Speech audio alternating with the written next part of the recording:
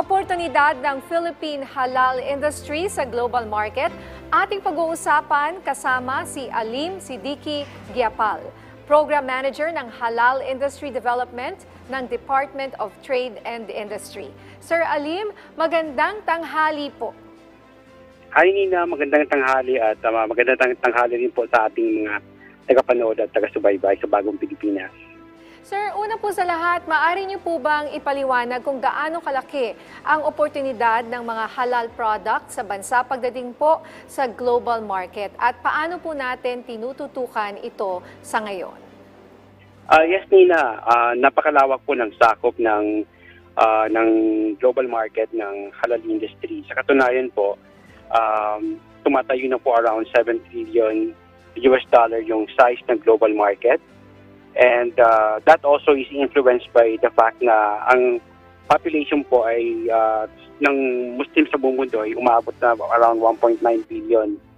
And ang market po natin hindi lamang po sa food, kasama na rin po ang pharmaceuticals, halal-friendly tourism, Islamic finance, modest fashion, at ang halal cosmetics. Pagdating naman po sa mga inisyatibo natin dito sa Pilipinas, sa pangunguna ng Butihing Secretary po ng Department of Trade and Industry, nailusad na rin po yung ating strategic plan kung saan naglalayon na ma-increase ang ating consumption ng mga halal products. Kasama na rin po ang investment oportunidad, pati na rin po ang pagpapalago ng ating domestic market sa halal economy. Sir, ilan na po sa ngayon ang mga halal certified products at kamusta naman po ang pagpapalawak natin ng halal industry sa bansa? Yeah, sa nakaraang consultation natin sa iba't ibang stakeholders, kasama rin po dyan yung members po ng Philippine Halal Export Board, pati na rin po ng ating mga halal certification bodies. Umaabot na po sa around 3,000 yung mga certified na halal products and services. Hindi lamang po yung sa mga certified na mga produkto, pati na rin po yung mga establishments, at pati na rin po yung mga hotels and restaurant na naglalayong makapag-offer ng service sa ating mga domestic, pati na rin po ating mga tourists. Kamakailan lamang po ay nagkaroon ng inisyatibo ang DTI at ang Philippine Chamber of Commerce and Industry Makati sa pamamagitan po ng Memorandum of Understanding. Paano po ito makakatulong sa infrastructure at global market reach ng halal industry sa bansa? Yes, Nina. Magkakaroon po ng joint promotion. Katulad po na nabanggit initially ni Secretary Alfredo Pascual, naggalayan tayo for the next 4 years na makagenerate ng 230 billion investment. Dahil po sa ating pakikipag-ugnayan sa Philippine Chamber of Commerce and Industry, ang unang hakbang po natin, yung mga miyembro nila, yung mga products na kanilang currently na pinuproduce from food, pharmaceuticals, and other areas, pati na rin po ng cosmetics, isa-certify po natin ang mga yun. Ang initial step namin po is makapag-build ng awareness sa kanila, and eventually, dun sa mga miyembro na meron sila, we are going to increase the number of the products na certified.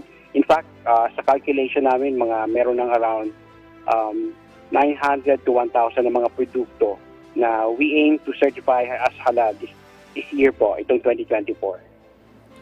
Sir, sa ngayon, ano naman po ang inyong mga strategic measures para maparami pa ang collaboration natin sa ibang bansa pagdating sa industriya ng halal? Yan. Unang-una is yung ating joint investment promotion. Sa katunayan po, this coming Tuesday, we are about to join the Philippine Halal Expo, yung Halal Expo Canada, happening on May 8 and 9. Makikipag-ugnayan po tayo sa ating embassy doon, pati na din sa Halal Expo Canada, na maintindihan nila yung galaw ng ating ekonomiya na we are supporting this. And part of our objective is to bring investment here and also to generate increased number of export and import that will benefit our relationship not just with the local economy, pati na rin po yung sa mga karatig bansa natin sa ASEAN, GCC, at pati na rin po yung Canada bilang panimula ng ating pagpapalago ng investment opportunity. Sir, ano naman po ang inyong mga hakbang para mag-expand pa ang partisipasyon ng bansa sa halal economy sa global scale?